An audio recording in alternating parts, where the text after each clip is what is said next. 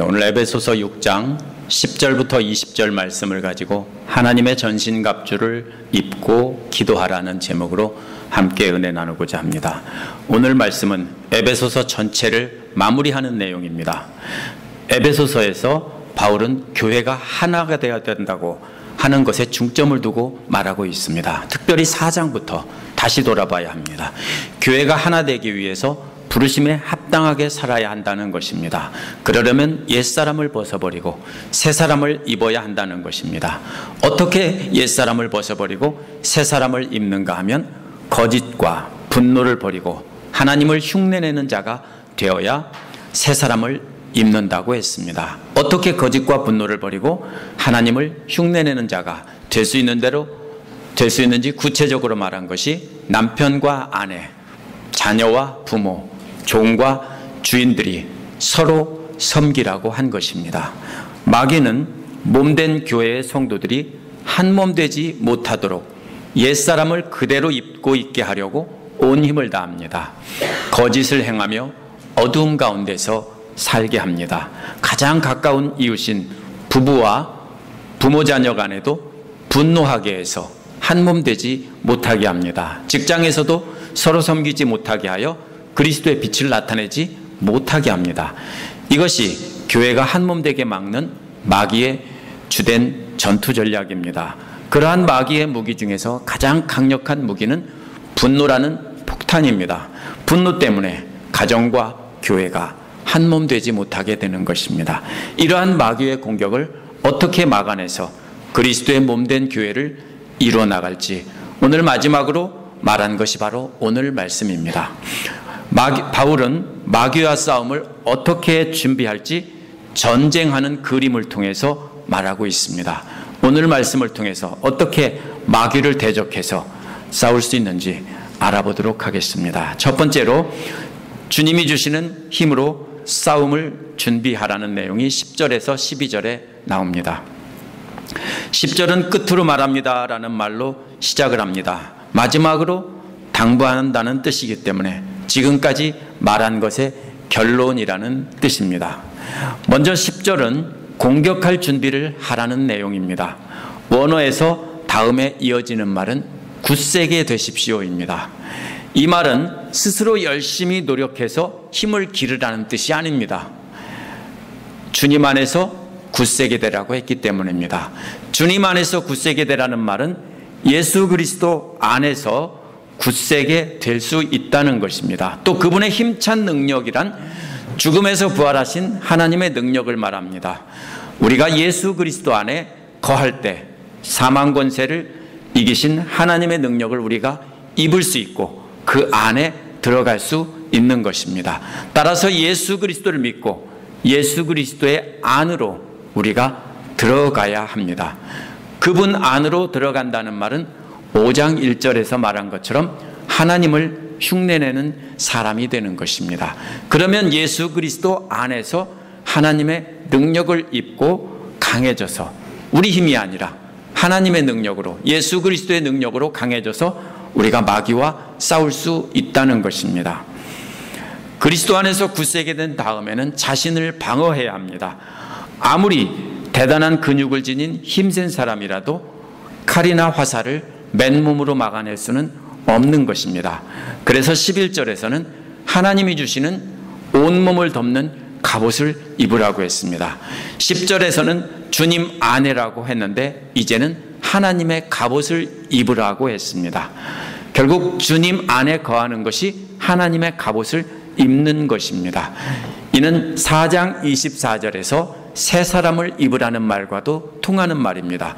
온몸을 덮는 갑옷을 개역 성경에는 전신갑주를 입으라고 했습니다. 어떻게 이렇게 갑옷으로 온몸을 덮는 목적은 악마의 간계와 맞서 싸울 수 있는 능력을 갖추기 위해서입니다. 무엇이 악마의 간계일까요? 하나님의 갑옷과 악마의 간계가 서로 대조가 되는 반대되어 있는 말입니다.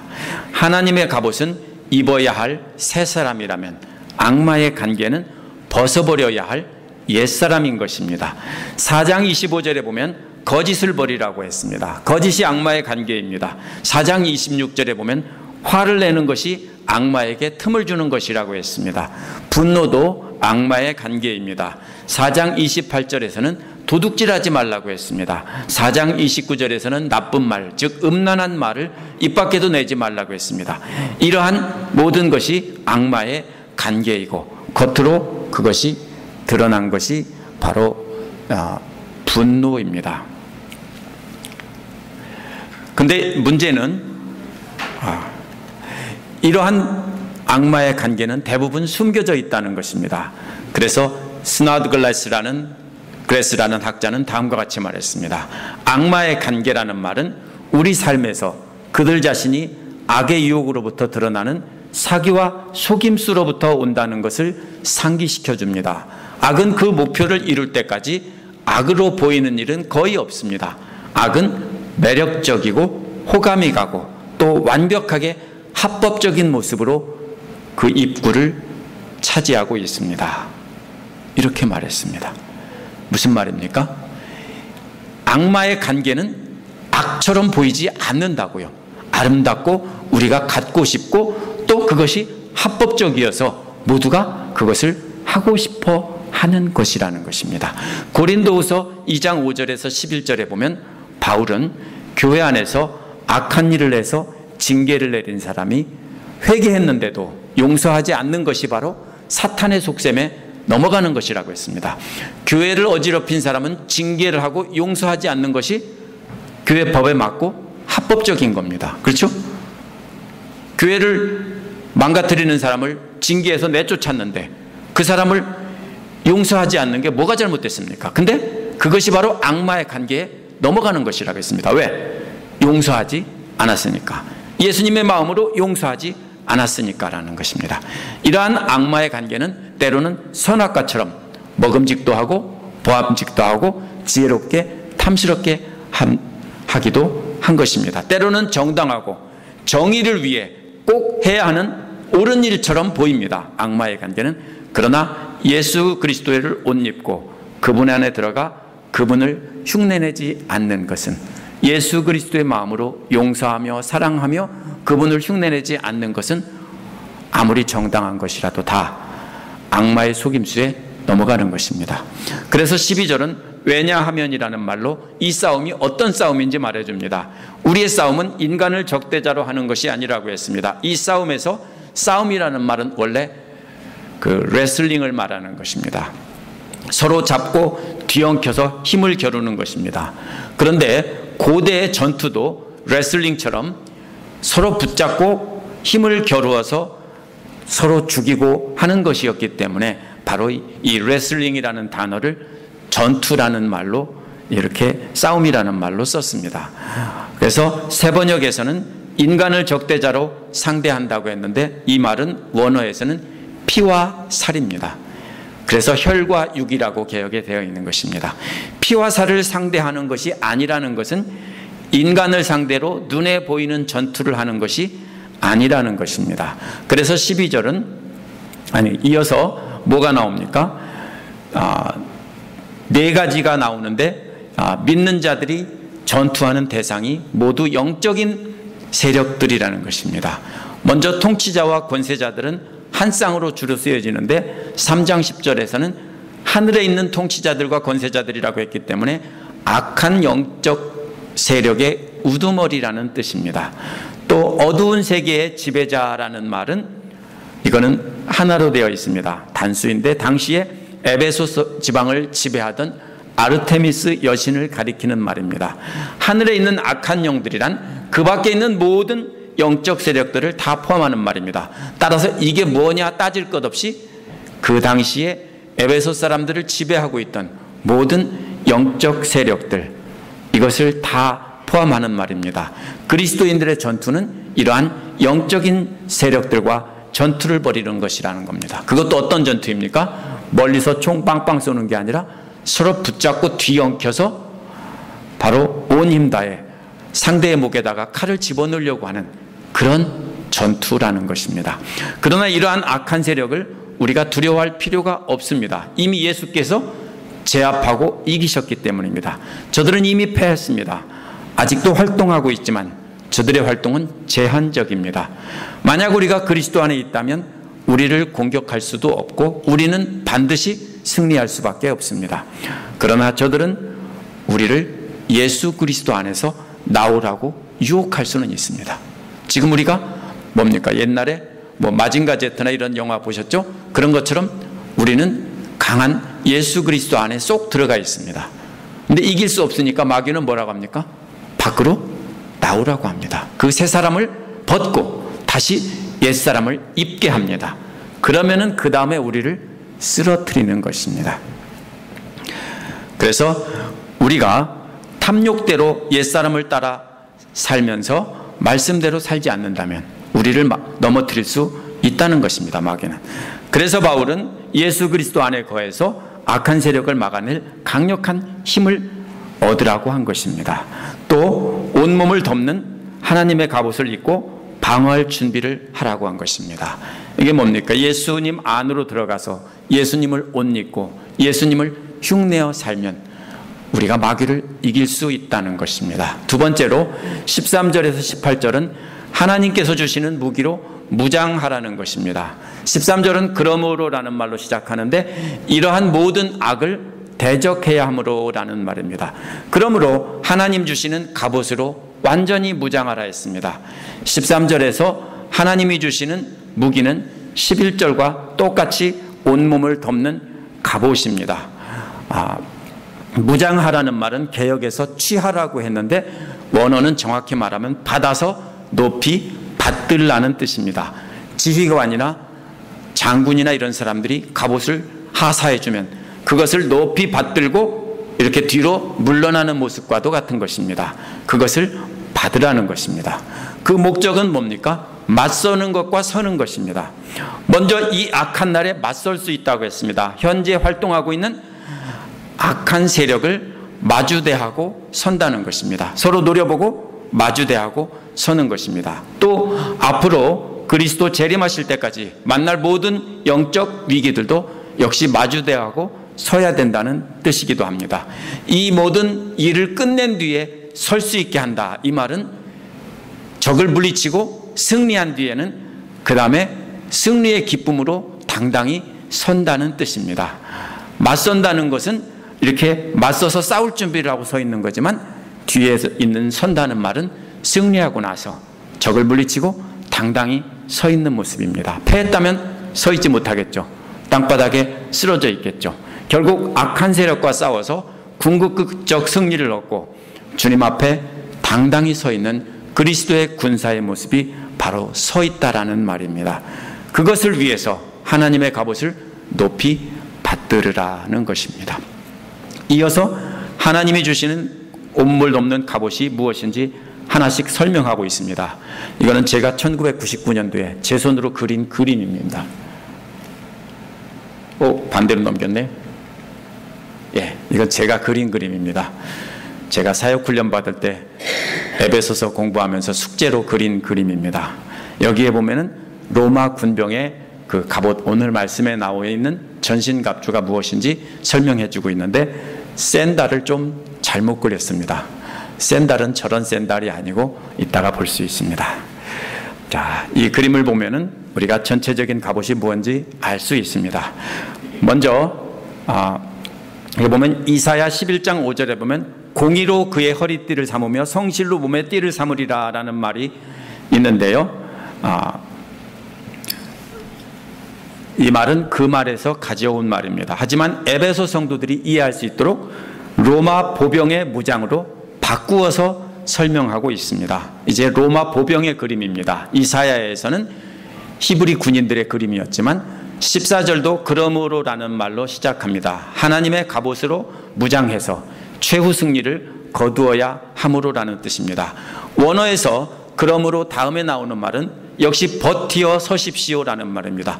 무장을 하고 버티어 서라는 것은 상대를 노려보고 상대를 막을 준비를 하라는 것입니다. 이어서 하나님의 갑옷이 무엇인지 구체적으로 설명을 합니다. 그래서 하나님이 주신 완전 무장의 첫 번째는 진리의 허리띠입니다. 이게 진리의 허리띠입니다. 허리띠라고 해서 오늘날 남자들의 허리띠 같은 것이 아닙니다. 구약시대에는 긴 옷자락을 둘둘 말아 올려서 생식기를 보호할 수 있도록 묶었습니다. 그것이 허리띠입니다. 전투할 때는.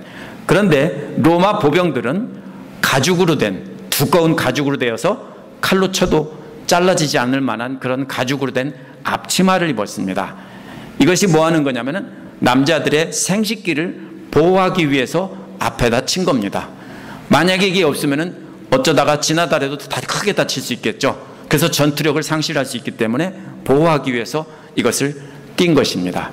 그래서 이것을 이것에 비유한 이유가 뭐냐면요, 하나님의 진리에 따라, 진리라는 말은 하나님의 진리에 따라 항상 올바르게 행한다는 것을 말합니다. 그런데 진리를, 생식기를 보호하는 보호대로 이렇게 비유한 것은 가장 소중한 진리를 잘 간직해서 후대에까지 계속 변함없이 전달해야 한다는 것을 그림으로 나타내고 있는 것입니다. 기독교의 가장 중요한 진리를 보호해서 계속 후대에게 전달을 해야 되는 것을 그림으로 보여준 것이 바로 로마 군병의 생식기 보호대입니다.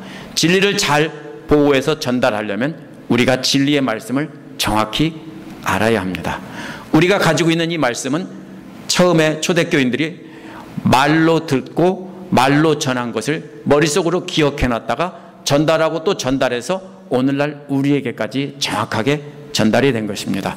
두 번째로는 정의의 가슴막이를 입으라고 했습니다. 이게 정의의 가슴막인데 철제로 된 것입니다. 금속제로 된 것인데 둘 중에 어떤 것이 맞는지 고증해 보지는 않았습니다. 하여튼 저런 식으로 되어 있는 것인데, 이 가슴 보호대는요, 몸에서 가장 중요한 심장과 내장을 보호하기 위해서 새로 된 가슴판을 붙여 달았습니다.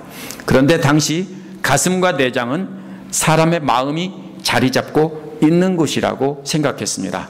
마가복음 5장 34절에서 예수님께서 무리를 보고 불쌍히 여기셨다 할 때, 불쌍히 여기셨다는 말이 바로 창자가 끊어지는 것 같다라는 말입니다. 바로 가슴막이로 보호해야 되는 것은 그러므로 뭐냐면은 우리 주님의 마음입니다. 우리 주님의 마음을 우리가 가슴에 간직하고 그것을 보호해야 한다는 것입니다. 그런데 그것을 정의라고 했습니다. 그러면 우리가 옳고 그른 것을 판단할 때 바리새파 사람들은 이 여자를 죽일까요 말까요 율법에 따라 판단했는데 예수님은 뭐라고 했습니까? 뭘로요? 예수님의 마음으로, 사랑의 마음으로, 우리 주님의 마음으로 정의가 무엇인지 판단하라는 것입니다. 우리의 판단 기준은 율법이 아니라 예수님의 마음입니다.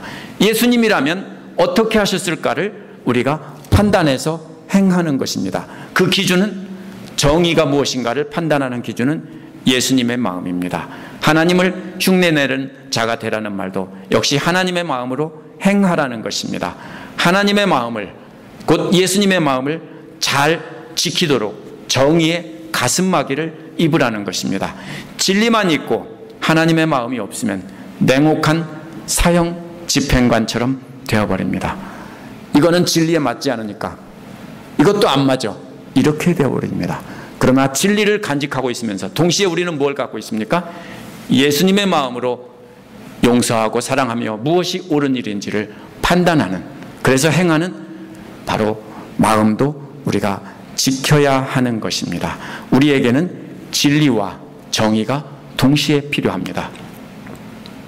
세 번째는 15절에 나오는 평화의 복음을 전할 차비를 하라고 했습니다. 평화의 복음을 이라는 말은 이사야 52장 7절에서 나옵니다. 바울은 로마서 10장 15절에서 이 말씀을 인용했습니다. 원어는 평화의 복음을 전하는 신을 신으라는 것입니다. 전할 준비를 하는 신을 신으라는 것입니다. 개역개정에서는 평안의 복음이 준비한 것을 신고라고 해서 진짜 이해할 수 없게 번역이 되어 있습니다. 이것은 새 번역을 보아야 더 이해가 되는 말입니다. 이 신발은 로마 군병들이 신던 짧은 장화인데 우리가 생각하는 장화가 아니고 저렇게 가죽 끈으로 되어 있고 바닥에는 못이 박혀 있는 저런 신발입니다. 저 중에서 오른쪽에 있는 것은 실제로 이집트에서 발굴된 로마 군병의 그 군화입니다. 그리고 오른쪽은 오늘날 사람들이 만든 그 이미테이션으로 만든 것입니다. 저게 바로 이 복음을 전할 차비를 하라는 것입니다. 이것은 뭡니까? 준비, 여기에서 초점은 신발에 있지 않고 준비하라는 말에 있습니다. 차비를 하라. 신을 신고 준비를 하라는 말에 있습니다. 여기에서 마치 군인들이 군화끈 딱 메고 총을 들고 나갈 준비를 하라, 이 말과 똑같은 말입니다. 그런데 문제는 지금 전쟁 준비를 하고 싸우려고 하고 있는데 평화를 준비하는 신을 하니 모순되는 것 같습니다. 하지만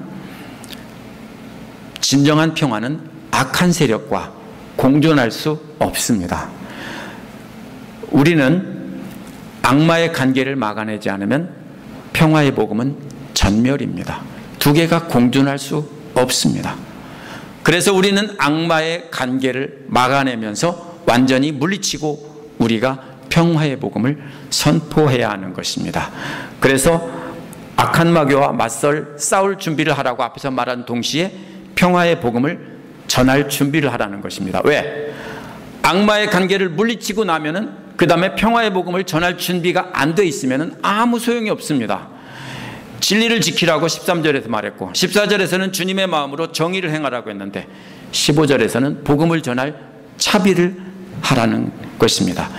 진리를 지키고 정의를 지키기만 하면서 행하기만 하면서 평화의 복음을 선포하지 않는다면 아무 소용이 없습니다. 목적은 우리가 평화의 복음을 선포하는 것인데 그것을 못하고 앞에서 진리를 지키고 정의를 행하기만 한다면 아무 소용이 없습니다. 평화의 복음을 전하기 위해서 악마와 맞서 싸우는 것입니다. 진리와 정의로 마귀와 싸우고 나서 복음을 전하지 않으면 아무 쓸모없는 전쟁이 됩니다. 그래서 세 번째는 평화의 복음을 전할 준비를 하라는 것입니다. 우리 성도님들도 모두 싸우면서 동시에 평화의 복음을 전할 준비를 항상 하고 있어야 됩니다. 결국 하나님의 말씀을 어떻게 전할지 알아야 되는 것입니다. 자기 체험도 있어야 돼요. 내 체험이 없이 이것이 좋다라고 말할 수 없어요. 네 번째는 10장 16절에 나오는 믿음의 방패를 손에 드십시오입니다. 16절 맨 앞에 이 모든 것에 더하여라는 말이 있습니다.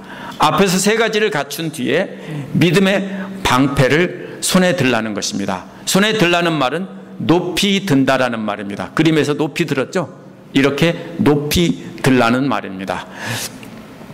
사도행전 20장 14절에서 바울을 배에 태웠다고 할 때도 이 말을 썼습니다. 왜? 배가 땅보다 높죠? 안 타려고 하는 바울을 번쩍 들어서 높이 들어서 태웠다라는 말입니다. 이 말이 6장 13절에서 전신갑주를 높이 받으라는 말과 똑같은 말입니다. 이 방패는 1대1로 맞서 싸울 때 쓰던 방패가 아닙니다. 그때는 동그란 작은 방패를 듭니다. 이것은 열을 지어서 백인대라고 하죠. 백부장이 바로 이겁니다. 가로 10명, 세로 10명씩 큰 방패를, 이게 4피트짜리 방패입니다. 이 방패를 앞을 막고 머리 위를 다 쓰면은, 그 다음에 뭡니까? 스파르타 이런 전쟁 영화를 이런 걸 보면은 화살이 비 오듯이 쏟아집니다.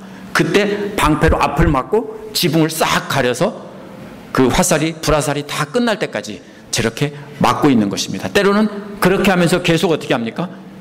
전진 계속합니다. 이것이 바로 믿음의 방패를 들라는 것입니다. 이 믿음은 예수 그리스도를 믿고 그분을 의지하는 믿음입니다. 이 믿음은 로마의 백인대가 든 방패처럼 모두 함께 힘을 합해서 공동체의 믿음으로 막는 것입니다. 만약에 저 중에 한 사람이 비면은 어떻게 됩니까? 방패를 내려버리면 그 사람이 죽고 그 빈자리를 통해서 주변 사람들이 다 불에 타게 됩니다. 그러므로 모두 함께 똑같이 막아야 이것은 효과가 있는 것입니다.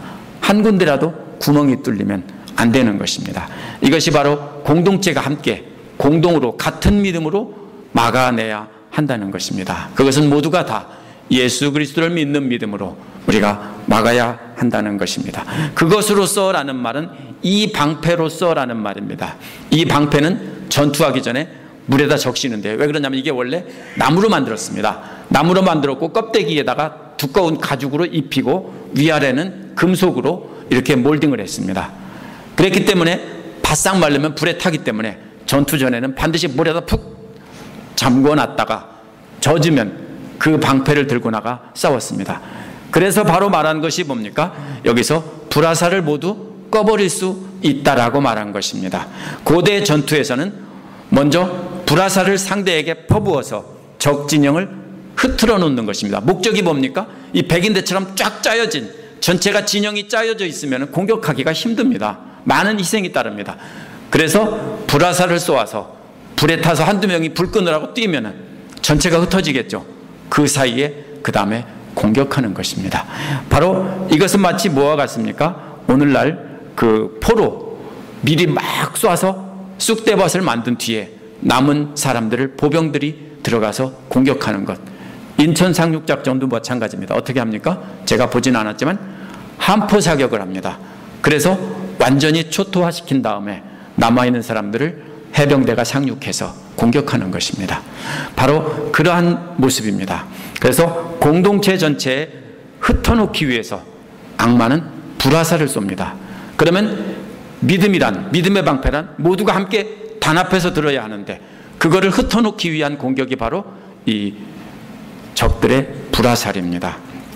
세상 사람들은, 오늘날 믿지 않는 세상 사람들은 과학이나 아니면 인간이 누릴 탐욕이나 이런 자유를 가지고 교회 전체의 믿음을 공격합니다.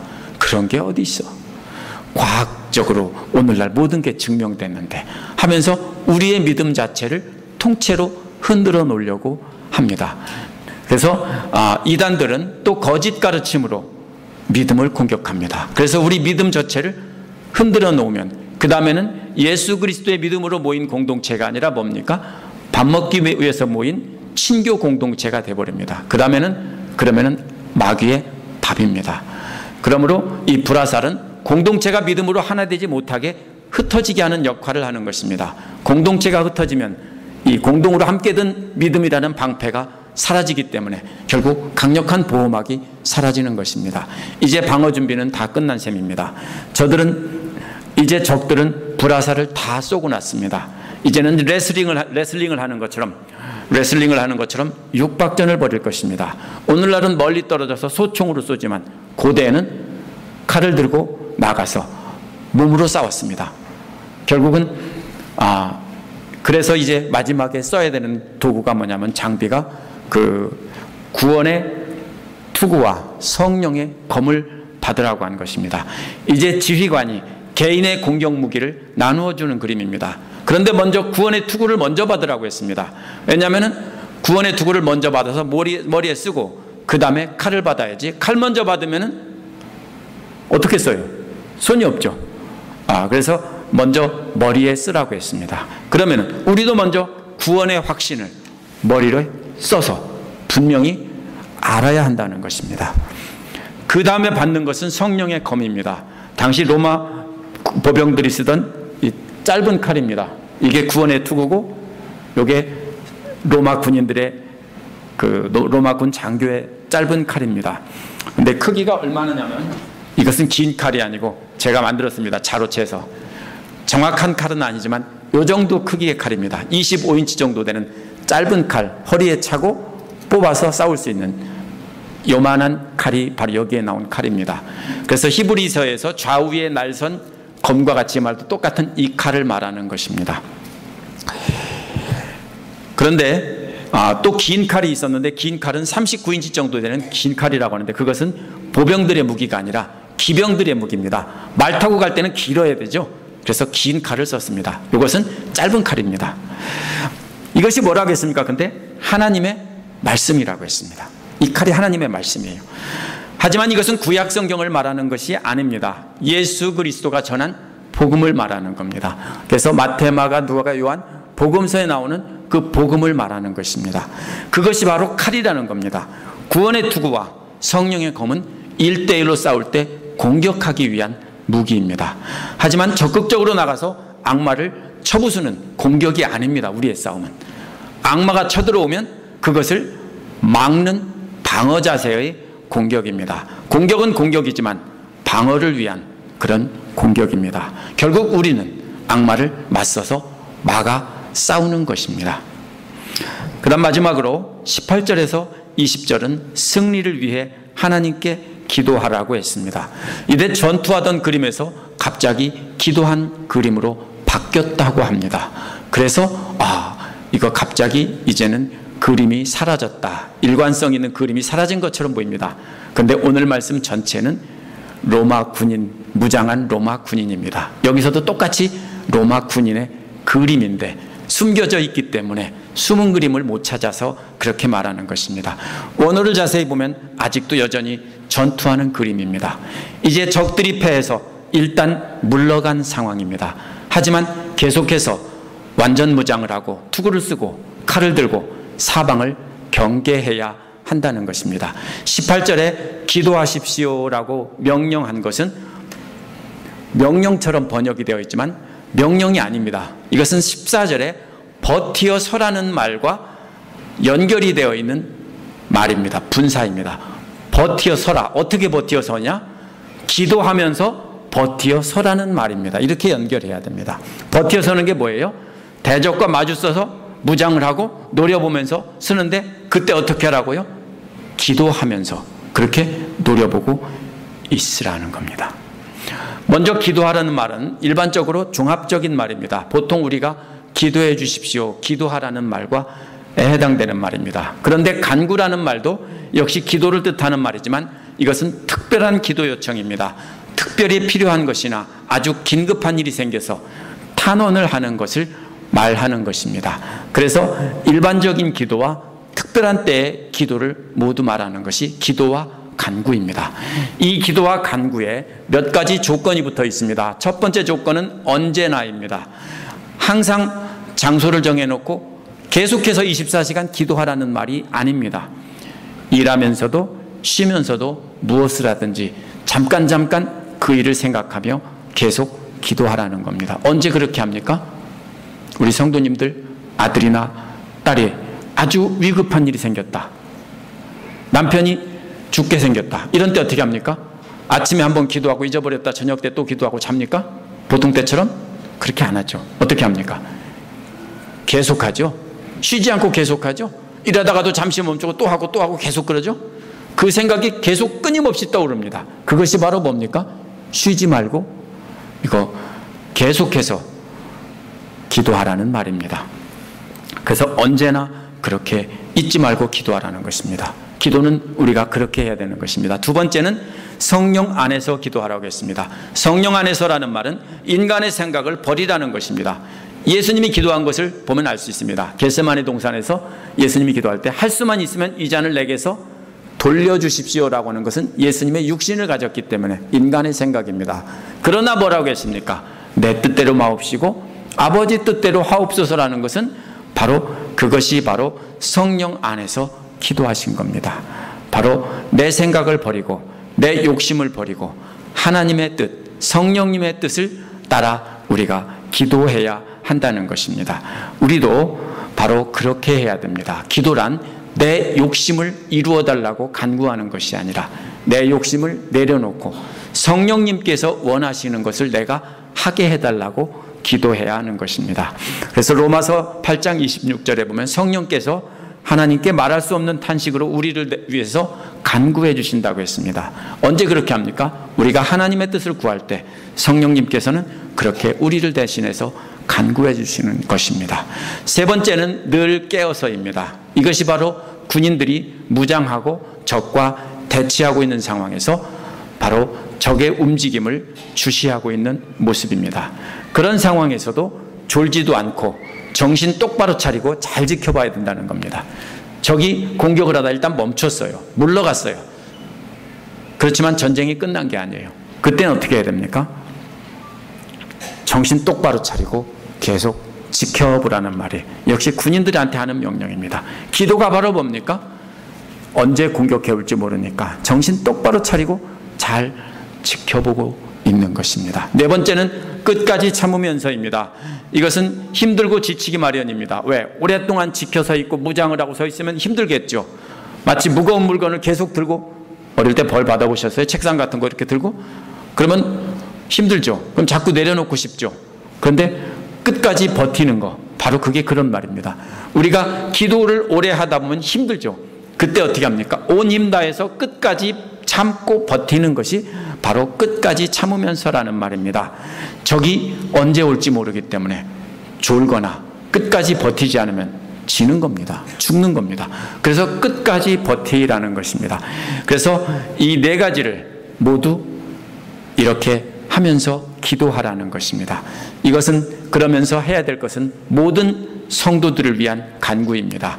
모든 성도라는 말은 원어에서 모든 거룩한 자들이라는 말이기 때문에 모든 거룩한 자들을 위해 간구해 달라는 것입니다. 이 네 가지 원칙을 지키면서 간절히 기도해야 하는 이유는 영적인 전투의 승리가 우리에게 달려있지 않기 때문입니다. 누구에게 달려있습니까? 하나님의 손에 달려있기 때문입니다. 모세가 하나님을 향해서 손을 들면 이스라엘이 이기고 손을 내리면 아말렉이 이겼다라고 했습니다. 전적으로 하나님을 의지해서 끝까지 참고 손을 들고 있으면 하나님께서 승리하게 해 주신다는 겁니다. 모든 거룩한 자를 위해 기도해달라고 부탁한 뒤에 19절에 보면 바울 자신을 위해서도 기도해달라고 했습니다. 그럼 문맥을 통해서 모든 거룩한 자가 어떻게 누구를 말하는지 짐작할 수 있습니다. 제가 이렇게 말하면 이것이 모든 크리스찬이다 이렇게 말할 수도 있는 사람이 대부분인데요. 저는 그렇게 해석하지 않습니다. 왜냐하면 모든 거룩한 자들을 위해서 기도해 주시고, 왜? 그들이 말씀을 가지고 싸우니까. 그 다음에 누구를 위해서도 기도하려고요? 나를 위해서도 기도해달라. 이렇게 기도해야 말이 순서가 맞습니다. 그래서 자신을 위해서도 기도해달라고 했습니다. 그런데 뭐라고 했습니까? 바울 자신의 열린 입에 말씀을 받게 해달라고 기도해달라는 것입니다. 그래서 복음의 비밀을 말할 수 있게, 알릴 수 있게 해달라는 것입니다. 복음의 비밀은 과거에 감추어졌던 비밀인데 예수 그리스도를 통해서 구원하신다는 소식입니다. 이제 그 비밀을 바울이 담대히 전할 수 있게, 알릴 수 있게 해달라는 것입니다. 그런데 앞에서는 하나님의 말씀을 검이라고 했기 때문에 이제 무슨 소리입니까? 내가 말씀의 검을 들고 앞장서서 나가서 적을 싸울 테니까 너희들은 뒤에서 나를 위해서 기도해달라, 이런 말입니다. 싸울 때 뭡니까? 고대의 전투는 모두 우르르 나가서 다 싸우는 게 아니라 뭡니까? 대장들이 나가서 싸울 때가 많이 있습니다. 그래서 내가 앞서서 이 복음을, 이 말씀을 들고 나가서 싸울 테니까 너희들은 나를 위해서 기도해달라는 것입니다. 그래서 바로 그 검은 악한 세력을 물리치고 평화의 복음을 선포하는 그 검입니다. 20절은 이 일을 위해 내가 사슬에 매인 사신이다라고 했습니다. 사신은 원래 황제의 공식 대리인으로 다른 나라에 가서 황제의 소식을 전하는 사람입니다. 그런데 이제 바울은 예수 그리스도의 사신으로서 로마 제국의 황제에게 가서 또 로마 제국의 모든 사람들에게 가서 이 소식을 전하겠다는 것입니다. 사신은 황제가 파송했다는 증거물을 지니고 있어야 합니다. 암행어사도 마패가 있어야 되는 것처럼 바로 황제의 사신은 로마 황제가 보냈다는 증거 일물을 가지고 있어야 되는 것입니다.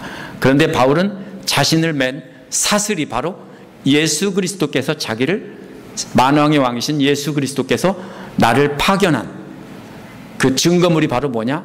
이 나를 맨 사슬이다라는 겁니다. 마치 훈장이나 목걸이처럼, 마패처럼 이 사슬을 사용하고 있습니다. 왜 그러냐면 예수 그리스도께서도 십자가에서 고난을 당하셔서 죽으셨고, 그 고난당해서 죽으시고 부활하신 그 예수 그리스도의 고난이 바로 예수님을 상징하는 거기 때문에 자기도 이렇게 쇠사슬에 맨 채로 이렇게 증거하는 사신이라는 것입니다. 이처럼 사슬에 매인 상태에서도 마땅히 해야 할 말을 담대히 전할 수 있게 나를 위해서 기도해 주십시오, 이 말입니다. 이처럼 사슬에 매인 채 갇혀있던 바울이 마치 맨 앞에서 싸우는 그 장수처럼 담대히 나가 싸우고 있는 모습입니다. 그러면서 뒤에 있는 그리스도의 군사인 에베소 성도들에게 자신을 위해 기도해 달라고 부탁하는 것입니다. 이 모습은 자유의 몸으로 있던 에베소 성도들에게 큰 용기를 주었을 것입니다. 바울 선생님은 저렇게 매어 있는데도 저렇게 담대히 전하는데 우리는 뭐냐? 이렇게 생각했을 것입니다. 악마는 우리를 어떻게 공격할까요? 악마는 완벽하게 위장을 하고 몰래 공격합니다. 절대로 드러내놓고 우리가 적이다 이렇게 하지 않습니다. 우리가 갖고 싶고 이루고 싶은 만큼 아주 간절히 갖고 싶은 것, 우리가 이루고 싶은 것, 이런 매력적인 유혹으로 우리에게 다가옵니다. 그래서 내가 저것을 갖고 저것을 이루기 위해서는 내가 이것을 하는데 이것이 그래도 법에 어긋나지 않고 합법적이야, 이렇게 하면서 악을 행하도록 하게 하는 것입니다. 악마의 유혹은 항상 세상에서 합법적입니다. 그래서 동성애와 간음이 합법적이라고 하는 것도 역시 악마의 유혹의 미끼입니다. 그러한 합법적인 유혹은 세상적인 탐욕에서 시작합니다. 뭐예요? 자기가 하고 싶은 거, 갖고 싶은 거, 이루고 싶은 탐욕입니다. 탐욕 때문에 이웃에 대해서 거짓 증언을 하고 거짓된 행동을 합니다. 탐욕은 가장 가까운 이웃에게 분노를 표현해서 하나 되지 못하게 합니다. 왜 분노를 표현합니까? 탐욕 때문입니다. 탐욕은 남의 것을 도둑질하고 음란한 말을 하게 해서 하나 되지 못하게 합니다. 모든 것이 탐욕에서 시작해서 분노로 폭발해서 하나 되지 못하는 것입니다. 먼저 가정이 하나 되지 못하게 하고 직장에서도 하나 되지 못하게 하고 교회가 하나 되지 못하게 합니다. 이것이 사탄의 전투입니다.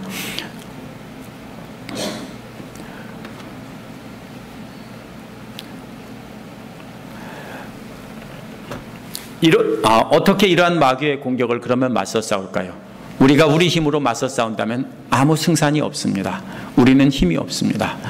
그러나 우리가 우리의 탐욕을 따라 살던 옛사람을 벗어버리고 사망 권세를 이기고 부활하신 우리 주 예수 그리스도 안으로 들어가서 그분을 옷 입고 그분의 능력을 의지해서 그분을 흉내내서 살면 우리는 능히 이길 수 있습니다. 예수 그리스도를 옷 입고 그분의 말씀을 따라 그분을 흉내내는 삶을 사는 것입니다. 그분처럼 분노를 버리고 한결같은 사랑으로 서로 섬겨야 하는 것입니다. 이것이 바울이 전하는 에베소서 전체 핵심입니다. 우리가 무장해야 하는 그 갑옷은 하나님의 진리의 말씀입니다. 우리가 그 진리의 말씀을 바로 배워 간직해서 다음 세대에 전달해야 합니다. 우리가 가진 이 성경요, 원래 말이었어요. 말. 자기들이 보고 들은 말을 머릿속으로 기억하고 날마다 반복해서 잊지 않으려고, 중요하니까. 그래서 다음 세대에 말로 전달하던 것을 나중에 기록해서 오늘날 우리가 가진 겁니다. 이렇게 우리는 오늘날도 그 진리를 우리가 간직해서 전달해야 합니다. 이것만 전해주면 되는 게 아니에요. 뭐가 있어야 됩니까? 우리가 삶으로 체험한 진리를 우리가 전달해야 우리 아들, 딸들이 엄마, 아빠를 보니까 내가 그 말씀이 진리인 줄 알겠다, 이렇게 되는 것입니다. 성경책에 있으니까 읽어봐. 나는 나대로 살 테니까 너는 말씀대로 살아. 이게 아닙니다. 내가 아무것도 말씀 따라 사는 것을 보여주지 않고 키웠으면서 어떻게 아이들에게 그 진리를 전달해서 그것이 이어지게 합니까? 그래서 우리는 진리의 말씀을 전달해야 합니다. 그것을 전달하면은, 거기에서 끝나면은 우리는 아무것도 아닙니다. 그 말씀을 올바르게 따라 행해서 예수 그리스도의 마음으로 우리가 사랑으로 행동을 해야 되는 것입니다. 진리를 알기만 하고 용서하지 않으면 아까 뭐라 했습니까? 사형장의 사형 집행관처럼 냉정하게 법대로 처리하는 사람이 됩니다. 옳습니다. 그대가 옳습니다. 그대의 말이 옳고 그대의 행동이 옳습니다. 그러나 뭐가 빠졌습니까? 예수 그리스도의 마음, 예수 그리스도의 정의가 없으면 그것은 악마와 똑같은 것입니다. 또 형제자매를 긍휼히 여기는 마음이 없이 정죄하고 흉을 봅니다. 왜 그렇습니까? 마귀에게 이미 마음을 빼앗겼기 때문입니다. 남의 흉을 볼 때 우리가 잘 생각해야 됩니다. 내 안에 예수 그리스도의 마음이, 성령님이 계신가? 아니요. 이미 마귀에게 마음을 빼앗겼습니다. 그래서 마귀가 자리를 차지하고 있기 때문에 우리가 남의 흉 보고 비난하고 욕하는 겁니다. 이간질하고 비방하는 것입니다. 이미 뺏겼습니다. 평화의 복음을 전할 준비를 항상 하고 있어야 됩니다. 상대가 무장해대가 되고 복음을 받을 준비가 되었는데도 전할 준비가 우리가 안 돼 있으면 그 다음에 우리는 그 전쟁의 승리는 승리가 아닙니다. 아무것도 아닙니다.